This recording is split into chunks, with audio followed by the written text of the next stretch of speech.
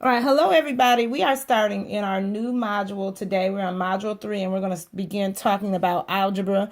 We kind of touched on what algebra was, but algebra is a branch of math that's dealing with unknowns.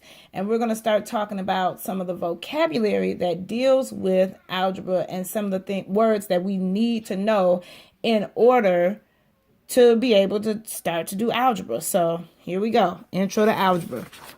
So you should have a note catcher in front of you, and on your note catcher, it should have space for you to write a word, a definition, and an example. So here, when we start to talk about these words, I always tell you what the word is or the term, and then give you some time to write the definition, and then I'll give you a few examples so you can try to understand what those words mean. So the first word we're going to talk about is variable, and we have talked about this a little bit already, but we need to talk about it again so that we are sure we know what it is.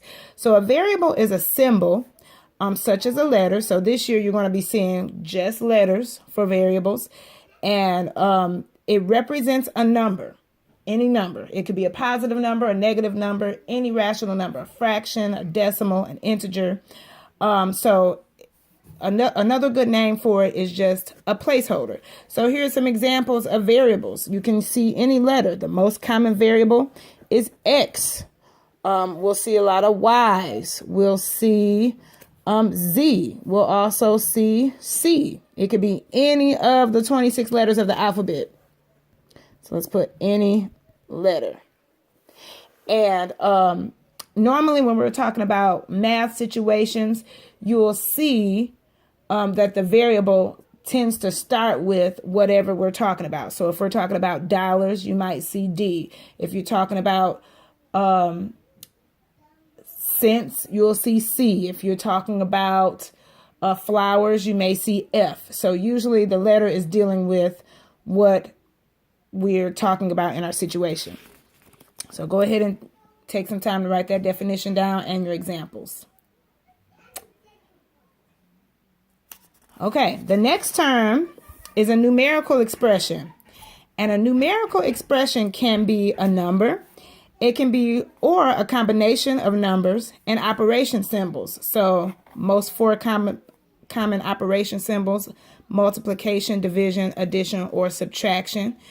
And I'm going to show you some examples of numerical expressions. Let's do about 5 of them. So a numerical expression could be something simple as 6. It could be something like 5 plus 6. It could be 4 plus 8. It could be 3 times 9. It could be 4 times 8 plus 1. It could be 6 divided by 3 plus 2. Those are all examples of numerical expressions. And notice how it says numerical, because there's also algebraic expressions. And algebraic expressions use numbers, variables, and operator symbols. But this is just a numerical one. Take some time and write those examples down. And make sure you space your examples out so that they don't run into each other, because we are all about organizing our work. Organizing our work. Okay, the next word or term is value of a numerical expression. So the value of a numerical expression is the number found after evaluating the expression.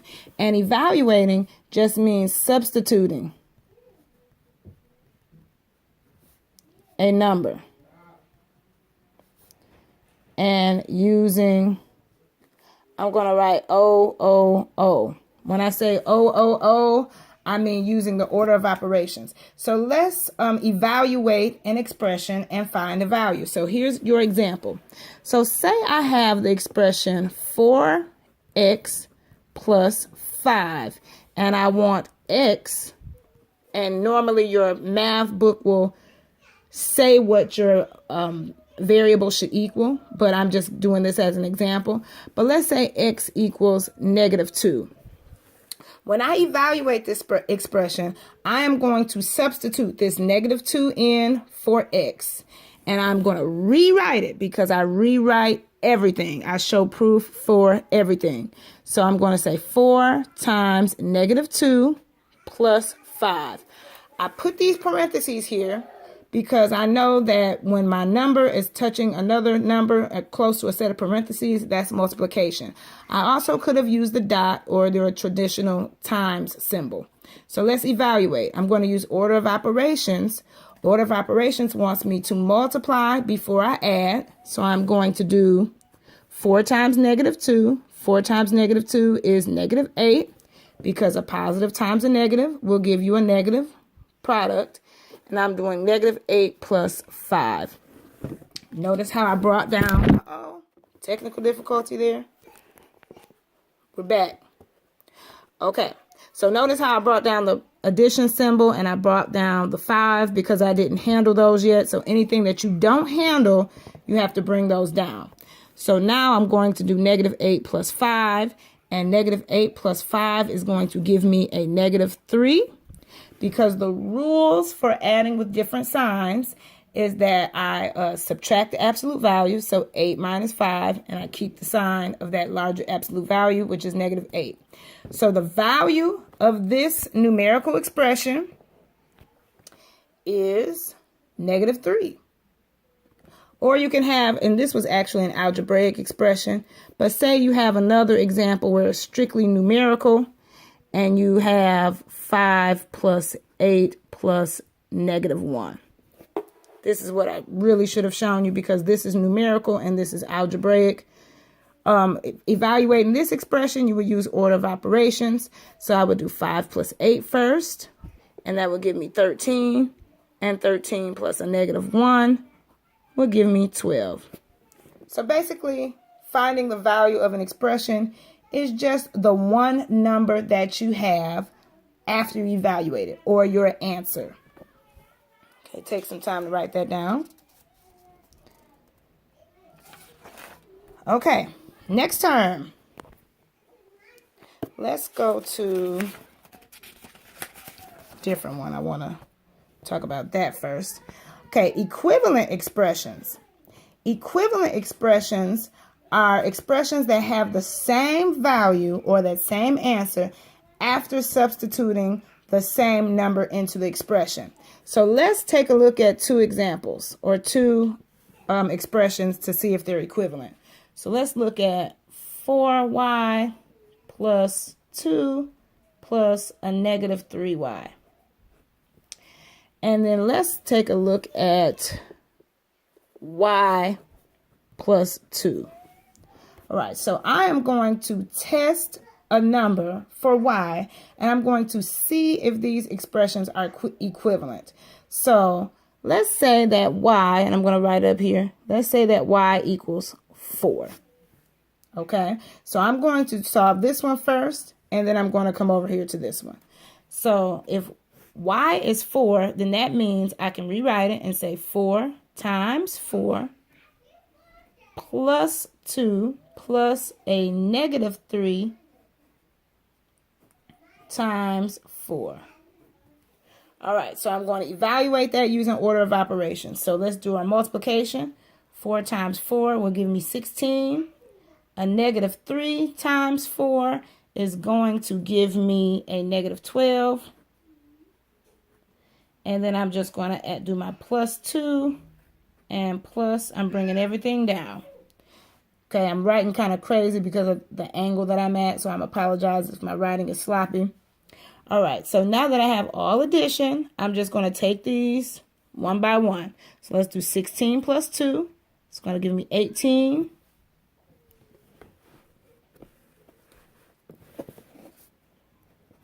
And 18 plus a negative 12. That is going to give me 6. Think about your rules. Adding a positive and a negative, I'm going to subtract and keep the absolute value of the larger number, which is 18 in this case. So that's 6. So the value of this expression, 4y plus 2 plus a negative 3y, when y is 4, the value is going to be 6. Now let's try this one. Let's substitute 4 in for that. So 4 plus 2. Easy. 4 plus 2 is 6. So these expressions are equivalent because I got the same answer when I substituted the same number. So expressions are equivalent if they have the same value after substituting the same number into the expression. So I took out the y's, I put in 4, and I evaluated them. That means I solved them using the order of operation, and I got 6 both times. So yes, they are equivalent.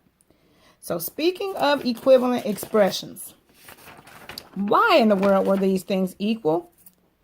And that's what we're going to talk about with this next term. Expression in standard form. An expression that's in standard form, it can have many terms that can be combined.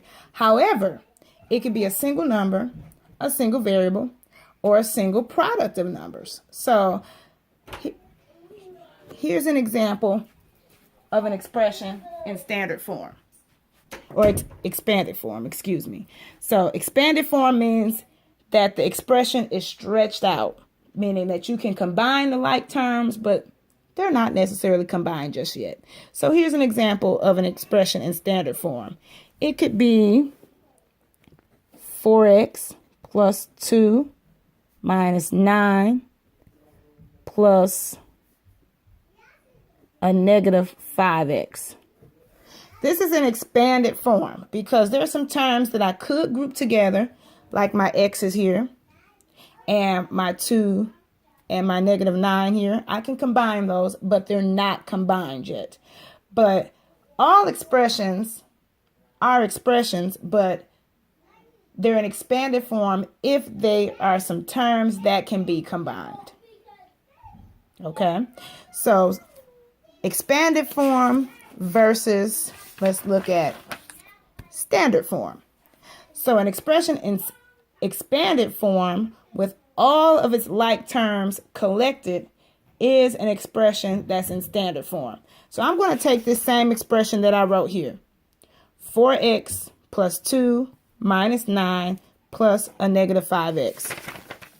Let's write that same one. 4x plus 2 minus 9 plus a negative 5x. What you will learn about me is that I do not like subtraction. I like to write all of my subtraction as addition. So I'm going to rewrite this so I can put my like terms together. So 4x plus 2. Here's minus 9. I'm just going to change that to a plus negative 9. Here's plus negative 5x. No more subtraction signs. I just made it adding a negative. So now I'm going to put my things together that can be combined. So x's go with x's, numbers go with numbers. So I'm going to put a circle around my x's. Let's put a box around my numbers. Notice, and this is very important, very, very, very, very, very important. Notice how I put a box around the sign that's in front of the number, because that sign that's in front of the number tells me what I have to do. So I'm going to circle this and circle that. All right, so now I can add a 4 plus a negative 5x. So basically in my head, I'm just doing 4 plus negative 5. 4 plus negative 5, think about what that is. That's negative 1. So I've got a negative 1x, which I'm just going to write as a negative x, because there is really a 1 in front of this x, because that's telling me that it's just one x there. And putting a 1 here is really redundant. So I'm just going to put a negative x because this looks like 1x to me. That's just 1x. Now let's add our numerical terms. So 2 plus negative 9. Different signs. So I'm going to do 9 minus 2, which is 7. And I'm going to keep the sign of this bigger number. So it's going to be a negative 7. And I'm so mad at myself that I said bigger number. because I need to say bigger absolute value, because in no world is negative 9 bigger than 2. So I'm going to keep the sign of the bigger absolute value, and that's going to be negative 7. So I'm going to write plus negative 7. This is this expression. These two expressions here are equivalent, but this expression is in standard form and this expression is in expanded form because it is stretched out and there's terms that can be combined. So I'm going to write here expanded, and then here is your standard form. All like terms collected. Okay. Got a couple more. Let's flip. Okay, last two. All right, let's look at the word term. I've been saying term a lot as I've been talking about these expressions. What a term is just each summand of an expression. Some people are like, what in the world is a summand?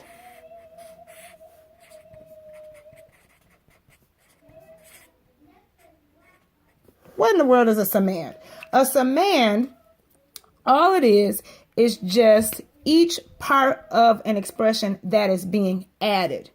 So say you have something like 5x plus 2x plus 4 plus 9y plus 6.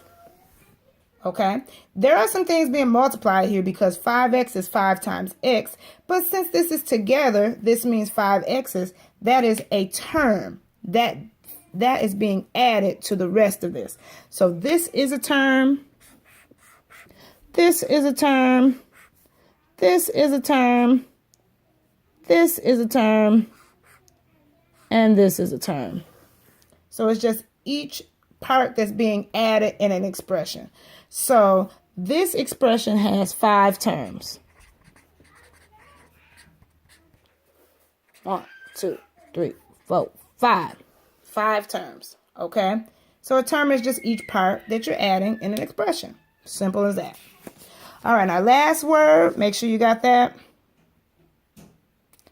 Our last word is coefficient of the term. Coefficient, with this part right here being a very important part in understanding what the word means. Now, if you think of co usually means with, like you might have a co-worker, you might have a co-founder that founded a company together. Your co-worker, you guys work together. So the coefficient must be working with something. Okay, so that's how I think of it. Efficient does mean working and working together to do something efficiently and effectively. So the coefficient is working with the variable. So the definition is the number or numbers being multiplied by the variable. So here's some examples. Say we have 5x. What part of this term is working with the variable? If you answered 5, you are absolutely correct. So 5 is the coefficient. I should have put the. So 5 is the coefficient of x. Okay. Say you've got something that looks like this.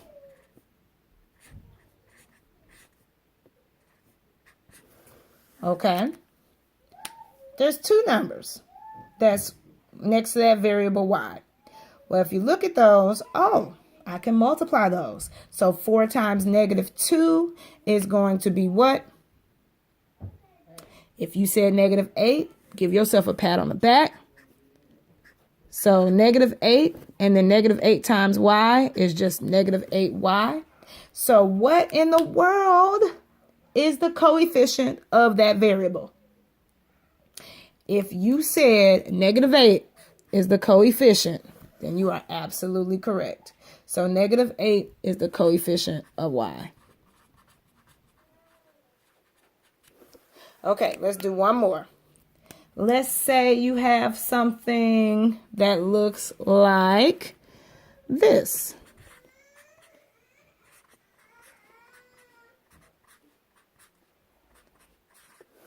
Well, if you think about this, this is an expression, and this is an expression in expanded form.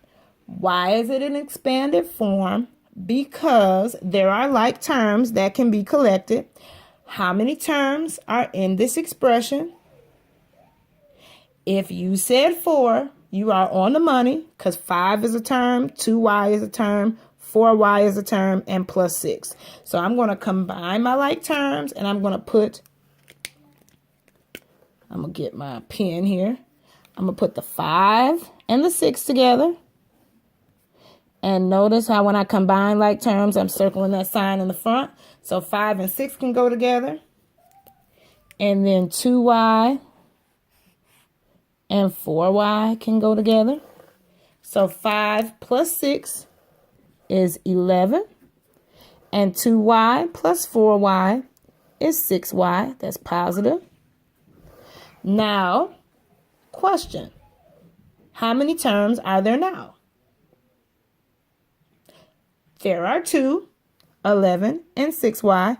These terms, or these expressions, 5 plus 2y plus 4y plus 6, and the second expression, 11 plus 6y, are called what?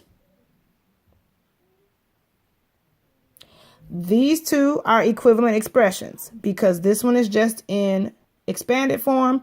This one is in standard form. Now, last question, since we're talking about coefficient, which term has a coefficient? If you said 6y, you're doing awesome. 6y has a coefficient. And now, what is the coefficient of y? The coefficient of y is 6 because that is the number that is working with the variable. All right.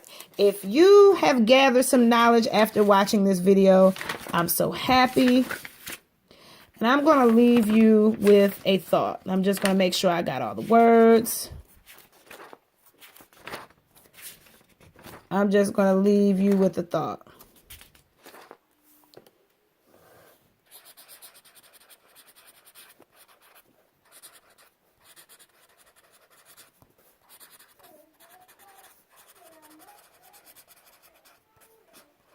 Always be kind. That looks like an M.